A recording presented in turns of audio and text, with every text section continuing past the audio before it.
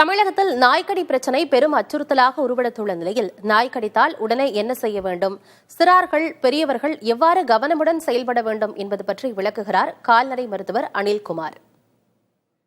நாய் கடித்தோன்னே எல்லாரும் சொல்லுறது அந்த நாய் வெறி நோய்க்கு உள்ளாயிருக்குதான்னு பார்க்கணும் அப்படின்னு சொல்லுறது. எந்த நோய் இருந்தாலும் இப்போ நம்ம வீட்டில் இருக்கிற நாயாக இருந்தால் அதுக்கு தடுப்பூசி போட்டிருக்காங்களா என்ன ஏதுங்கிறத முதல்ல தெரிஞ்சுக்கணும். அதுக்கப்புறமா என்ன தடுப்பூசி போட்டிருந்தாலுமே நம்ம அந்த வெறிநாய் கடிக்கான தடுப்பூசிகளை அந்த 4 அந்த இது குறிப்பிட்ட அந்த நேரத்தில் கட்டாயம் போட்டுக்கணும். இந்த நாய் அந்த கடித்த நாய் இன்கேஸ் வெறிநோய்க்கு உள்ளாகி இருந்தால் அதில் இருந்தால் கட்டாயம் இந்த தடுப்பூசி கூடவே நம்ம இந்த இம்யூனோகுளோபுலின்ங்கிற அந்த சீரமும் எடுத்துக்கணும். அது உடனடியாக அது எஃபெக்ட் பண்ணுதுங்கிறாங்க.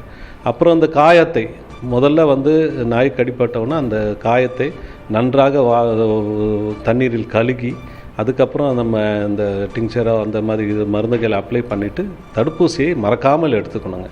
அது முக்கியமானது. அது அந்த நாய் வீட்டில் வளர்த்துறவங்களாம் தடுப்பூசி போடப்பட்டிருக்கா இந்த மாதிரி விவரங்களும் சேகரிச்சுட்டு அருகிலுள்ள ஆஸ்பத்திரியில் போய் போட்டுக்கிறது நல்லது. பொதுவாகவே இந்த நாய் பூனை இவை எல்லாமே வேட்டையாடுற விலங்கு.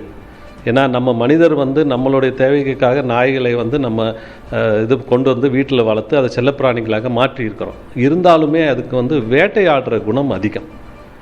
ஸோ முக்கியமாக இந்த நாய்களின் எண்ணிக்கை அதிகரிக்க காரணமே நம்ம போடுற மீதமாகிற தீவன சாதமோ மீதமாகிற உணவுப் பொருட்களை எல்லாம் அங்கங்கே போடுறதில் வர்றத மெயினான ப்ராப்ளம்.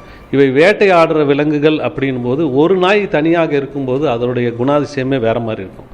அதுவே ஒரு 4 நாய்களோ 5 நாய்களோ சேரும்போது அவங்களோட வேட்டையாடுகிற உணர்வு அதில் அதிகமாகிறதுனால தான் நம்மளை துரத்துறதோ மற்ற இதோ இருக்குது. அதனால் முடிந்தவரை குழந்தைகளே பெரியவர்களோடு சேர்ந்து போகிறதோ இருந்தாங்கன்னா சத்தம் போட்டு மற்றவர்கள் உதவிக்கு உடனே அழைச்சி இது பண்ணுறதும் பாதுகாப்பாக இருக்கிறது ஒரு